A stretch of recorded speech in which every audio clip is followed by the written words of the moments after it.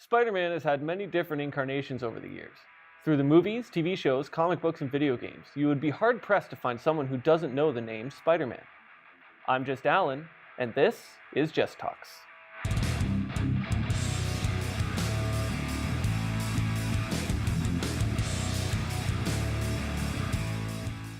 I recently had the privilege of playing Marvel's Spider-Man by Insomniac Games.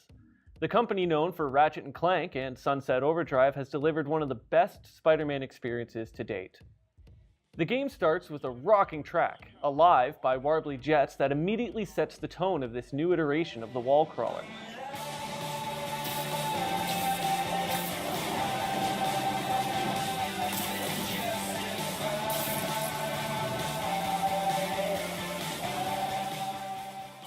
The story is centered around an older Peter Parker who has been swinging his way into the hearts of everyday New Yorkers for years. This is a Spider-Man who very much enjoys what he does, and this level of wish fulfillment is earned. Peter Parker is struggling to keep his bills in check, has a rocky relationship with one-time girlfriend Mary Jane Watson, and currently works for the esteemed Dr. Otto Octavius. The storyline throughout deals with Peter Parker and his alter ego trying to keep New York City from falling apart when the arrival of a new villain, Mr. Negative, begins to wreak havoc on the city.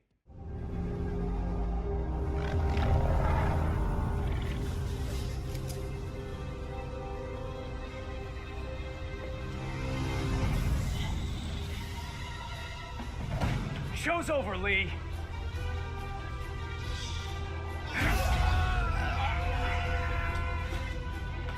Apparently the show's not over. Through its twists and turns, we get a peek into the life of Spider-Man on a day-to-day basis. One of the most sincere and personal moments comes in a scene where Spider-Man is simply web-slinging through the city, attempting to get Mary Jane to respond to his text messages. This is Mary Jane Watson. Please leave a detailed message and I'll get back to you as soon as I can. Hey, it's me. Let me know when you want to talk.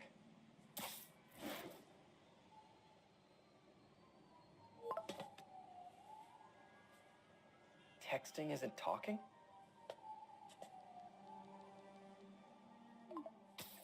Watching him type out the message only to erase it and then write something safer to send is a genuinely human moment that perfectly encapsulates the heart of this game. Marvel's Spider-Man is a personal story, dealing with the man part more than the spider. Watching him grow as a wet behind-the-ears adult is a true treat to this game, and I can proudly say that the emotional response I had at the end of the game was well earned. This led me to think about how Spider-Man has been represented over the years. My first recollection of the character was the 1990s cartoon Spider-Man, the animated series.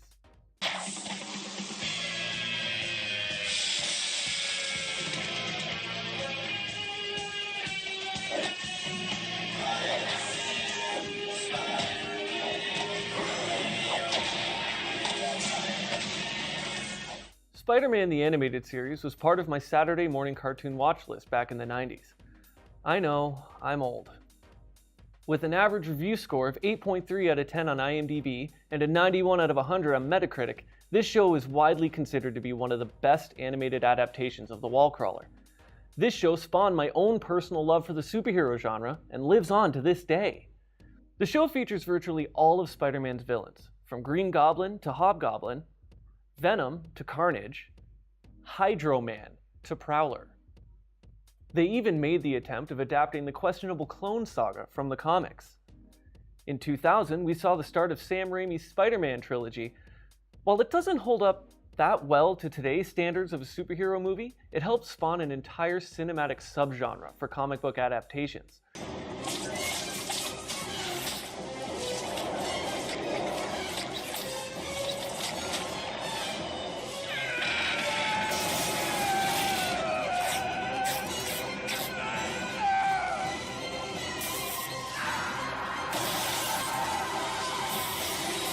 The series seemed to force Spider-Man's trademark wit to a point where it was almost cringy.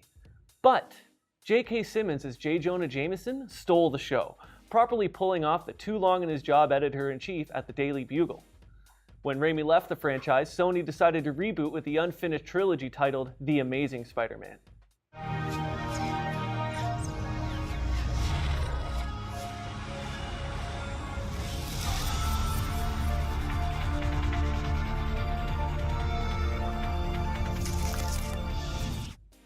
This series did a much better job of really knowing who the Spider-Man character was. His wit was intact, his trauma of losing Uncle Ben hit harder. Andrew Garfield seemed to truly understand the role of Peter Parker. I didn't. Get your hand off. I'm trying to get my head.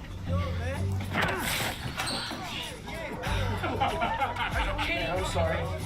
Are you freaking kidding me? Get him, Rudy. Hey!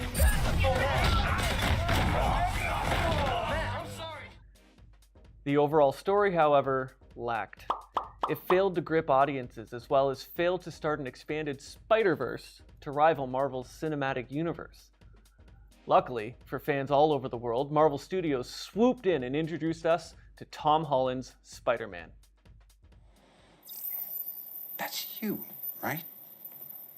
No. What do you Yeah. mean? Look at you go. Wow, nice catch. 3,000 pounds, 40 miles an hour. It's not easy. You got mad skills. That's all on YouTube, though, right? I mean, that's where you found that. Because you know that's all fake. It's all done on a computer. It's like that video. What is Yeah. Oh, you mean like those UFOs over Phoenix? Exactly. What have we? Tom Holland's Peter Parker is a 15-year-old high school student struggling with the things a 15-year-old high school student does. Making it on time for tests, girl troubles, feeling like he's being treated like a kid. Needless to say, over the years, Spider-Man has seen many iterations. Every appearance has been better than the appearance before it. All I can say is that I can't wait to see what they do next. This has been Just Allan's Just Talks, and I'll see you next time.